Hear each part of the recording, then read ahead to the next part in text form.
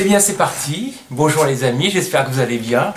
Je suis assez content, même très content de revenir vers vous pour des petites vidéos. Il y a quelques temps, il y a quelques années déjà maintenant, avec Nicolas Duron d'Easy Snacks, on avait le temps. À l'époque on avait moins d'animaux, plus de temps libre, et on faisait régulièrement des petites vidéos qui mobilisait une bonne après-midi, voire souvent plus d'ailleurs pour Nicolas, puisque c'est lui qui finissait de les fignoler et de les mettre en œuvre.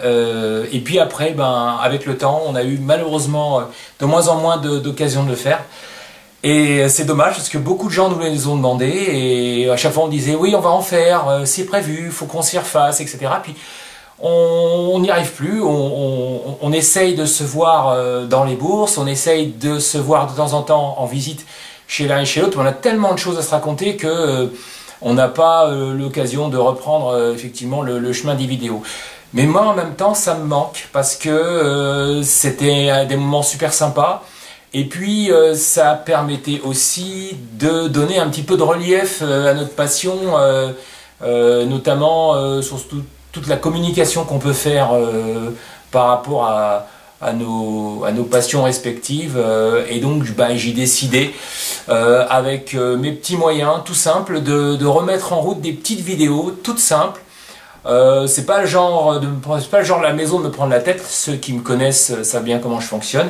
Que moi j'aimerais faire, c'est de pouvoir, dans la mesure de ma disponibilité, peut-être une fois par semaine, peut-être un peu moins souvent, à voir en fonction du temps libre que je pourrais accorder pour faire ça.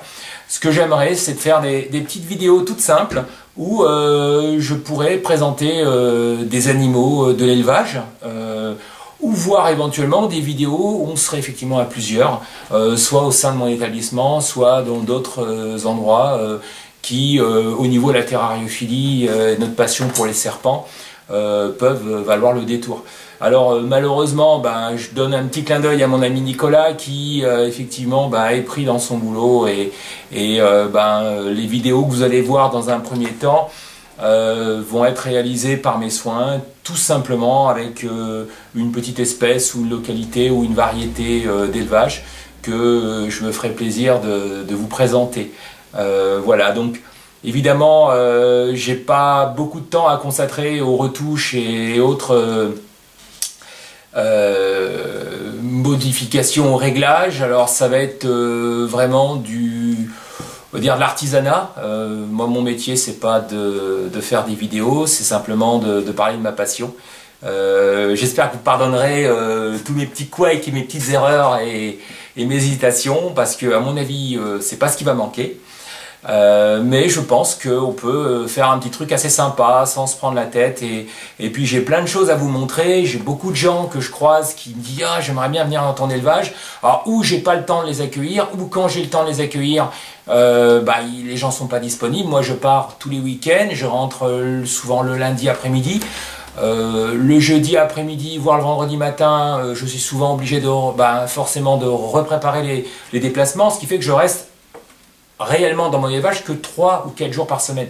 Vous imaginez bien que 3 ou 4 jours par semaine, pour moi c'est impossible de recevoir autant de personnes que je voudrais, et je suis obligé de me concentrer sur le travail, parce que c'est pas ce qui manque, hein, entre l'administratif, le soin des animaux, l'entretien, le nourrissage, etc. Et je reçois aussi des clients à l'élevage la semaine. Donc le but c'est de faire quelque chose d'assez sympa, mais dans un minimum de temps. Donc je me présente en tant que vidéo gag, peut-être à mes heures. En tout cas, j'espère vous faire partager ma passion et l'intérêt que je porte à tous mes animaux. Et on va commencer, hein, tant qu'à faire, dans la joie et dans la bonne humeur. Je vais vous présenter une espèce qu'on voit assez peu, même si certains éleveurs en possèdent quand même. C'est Elavione. Alors Elavione, c'est une petite élafre assez ressemblant au serpent du blé, plus ou moins, avec des petites taches. C'est assez sympa. Ça n'a pas une très grande taille. C'est une élève qui mesure à peu près 1m15, 1m20. La littérature apparemment nous parle d'1m50, c'est possible, hein. L'aire de répartition est très vaste. On la trouve sur une partie de la Russie, on la trouve sur une partie de la Chine, on la trouve aussi dans divers pays d'Europe centrale. Et c'est à cet égard une espèce qui s'est très bien adaptée à différents climats, différents biotopes. Et à l'instar des serpents des blés qu'on connaît très bien, ben, ça fait en fait une espèce qui est relativement simple à maintenir en captivité. C'est un serpent qui est plutôt sympathique, qui n'est pas très compliqué à nourrir. Il mange essentiellement des souris, de plus ou moins grosse taille selon la taille de l'animal. Il y a apparemment un dimorphisme sexuel assez visible au niveau de la taille, puisque les mâles seraient beaucoup plus petits que les femelles. J'ai eu le plaisir, la chance de faire l'acquisition d'un groupe d'adultes ou subadultes qui avaient déjà reproduit chez un éleveur qui est logiquement dans le nord de la France, avec Grégoire, que je salue par la même occasion. Il était parti sur d'autres projets et ben moi j'ai racheté, entre guillemets, il m'a fait un très bon prix et je le remercie, un petit groupe de reproducteurs avec 2 mâles et 6 femelles qui se portent très bien.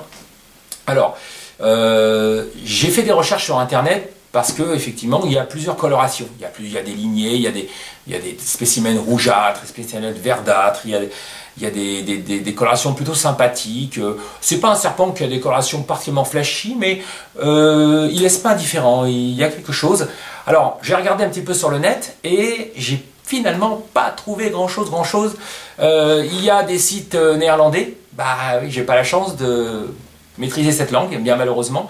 J'ai quand même glané quelques infos par rapport aux aires de répartition qui sont quand même relativement vastes. Les températures de maintien en terrarium sont assez proches de celles des serpents des blés, avec une assez forte tolérance aux températures pas très élevées. C'est-à-dire qu'une élève d'Ion, on peut la maintenir avec un point chaud à 24-25, ça lui conviendra parfaitement. Maintenant, si c'est 30 degrés, ben, pourquoi pas.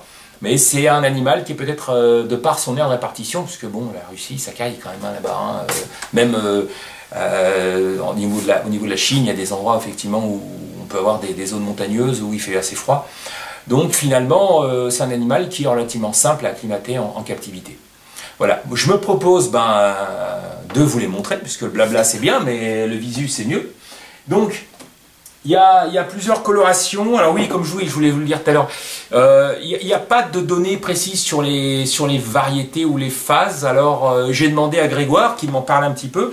Il m'a dit que apparemment c'était en même temps un mélange de localité et de sélection d'élevage. C'est pas réellement des histoires de génétique précises. Ben voilà, aujourd'hui c'est ce que j'en suis là. Donc, finalement, j'ai peut-être pas assez cogité sur les mutations et autres. C'est pas ce qui m'intéresse dans ce serpent. Il y a plusieurs couleurs, elles sont toutes merveilleuses, magnifiques. Moi, mon but c'est pas forcément d'aller sélectionner. Je vous parle, ça me regarde. Aujourd'hui, peut-être que dans quelques temps, j'aurai peut-être envie de faire autre chose et de sélectionner peut-être plus des couleurs ou des variétés spécifiques. Moi, je trouve que c'est un serpent qui est superbe. Il y a différentes colorations qui ont été plus ou moins obtenues par sélection. Il y a vraisemblablement des localités. Bon, je reviendrai sûrement vers vous pour vous parler de ça de manière un peu plus précise quand j'aurai les informations un peu plus précises sur ce sujet, si tant est que j'en ai. Mais en attendant, je vais quand même essayer de vous les montrer.